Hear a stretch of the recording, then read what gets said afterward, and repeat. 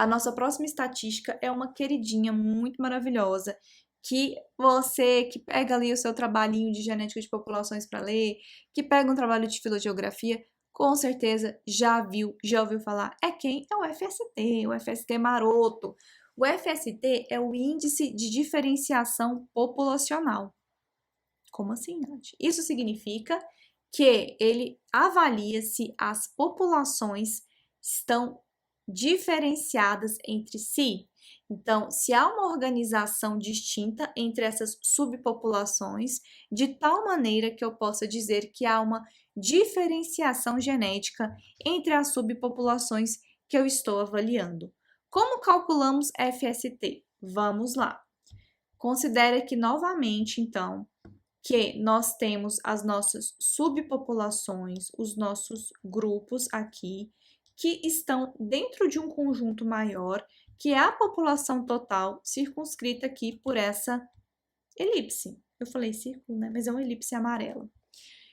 Então, como que a gente vai fazer o cálculo para verificar se há diferenças genéticas entre essas subpopulações?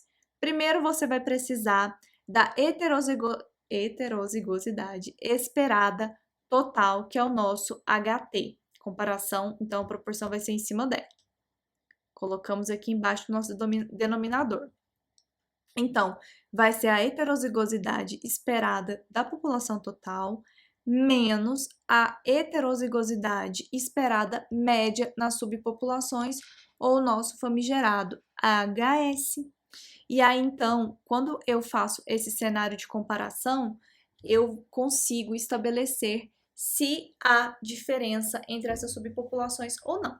Como assim, Nath? Só de você olhar essa fórmula, você está me dizendo isso. Te explicarei. Imagina só, se eu considerando todas essas 4 subpopulações, fica tudo num balaio só, tudo num balaio só. E eu faço o cálculo da heterozigosidade esperada nessa população total. E aí eu pego e faço o cálculo da heterozigosidade esperada média nas subpopulações. Isso quer dizer que eu vou calcular, então, a heterozigosidade média aqui nessa subpopulação 1, aqui na subpopulação 2, aqui na subpopulação 3, aqui na subpopulação 4. Farei uma média, então vou dividir o valor aqui, somar os 4 valores e dividir por 4. E aí, se eu comparar isso e isso daqui for igual, quer dizer o quê? Lembra da comparação de cenários? Então, se o meu valor, por exemplo, se você tem, faz de conta aí, uma heterozigosidade esperada na população de 0,70, e aí você faz, então, o cálculo da heterozigosidade esperada média nas subpopulações de 0,70 também, isso significa que este cenário aqui é próximo ou igual a este outro cenário aqui. Logo, eu terei um FST igual a 0. Isso quer dizer que eu não tenho estruturação genética, eu não tenho diferença entre as minhas populações. As minhas populações não estão geneticamente distintas. Não há diferença entre elas.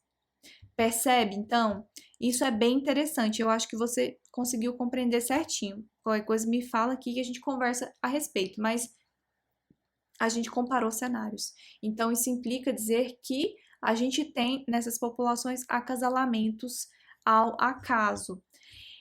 O FST é um negócio muito complicado e eu quero que você preste bem atenção nisso. Às vezes, as pessoas pegam nos livros e utilizam os valores lá. Por exemplo, um FST de 0,2 é extremamente elevado, as populações estão altamente diferenciadas, a partir de um FST de 0,2 mais ou menos.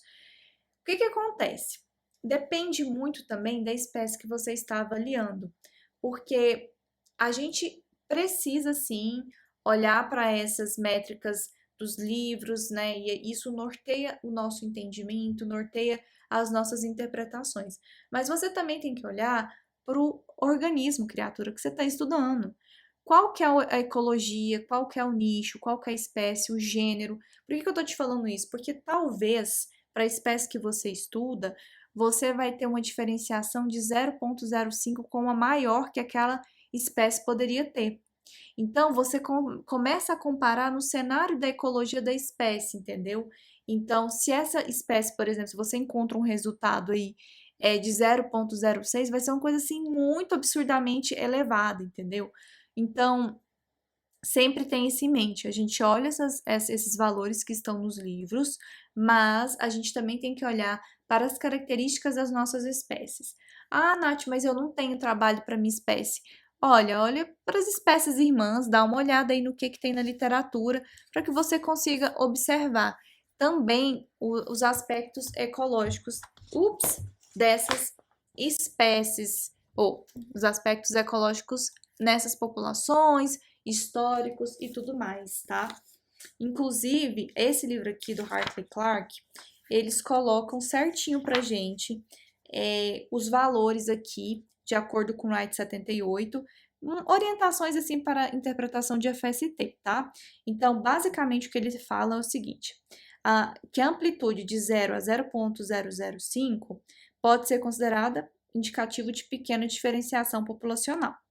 Se for de 0,05 a 0,15, é moderada diferenciação genética.